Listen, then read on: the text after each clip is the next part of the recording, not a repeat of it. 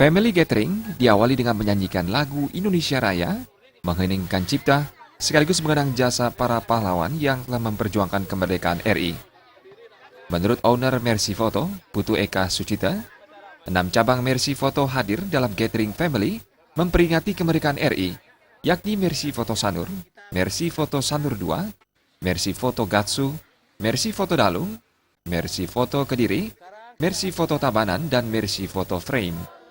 Putu Eka menambahkan, tujuan Family Gathering ini selain memperingati kemerdekaan RI, juga agar sesama karyawan Mercy Photo mampu menjaga kekompakan antar toko dan saling mengenal antar keluarga besar Mercy Photo. Mercy Photo merupakan pengusaha lokal yang sudah berdiri selama 20 tahun. Saat ini, menjual berbagai kamera digital, cetak foto, prawedding, dan wedding. Mercy Photo sudah berpengalaman untuk melayani konsumen fotografi di Bali. Untuk karyawan, tujuannya lebih spesifik adalah satu, kita bisa berkumpul memperkenalkan kepada keluarga karyawan bahwa mereka bekerja di sini, disinilah dunia mereka. Terus untuk karyawan sendiri masing-masing toko sama seperti umumnya tim gathering atau tim building, kita untuk menjaga kekompakan antar toko dengan game-game yang seperti yang kita lihat di belakang. Masing-masing toko kita uji kebersamaannya. Semakin mereka kompak, berarti mereka semakin bagus.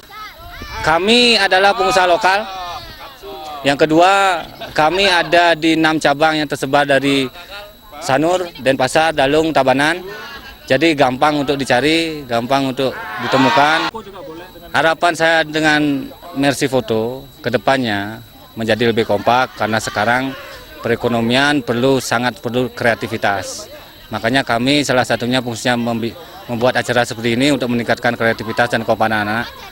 Karena kalau kita cuma menyerah kepada keadaan, pasti akan mati di tengah jalan.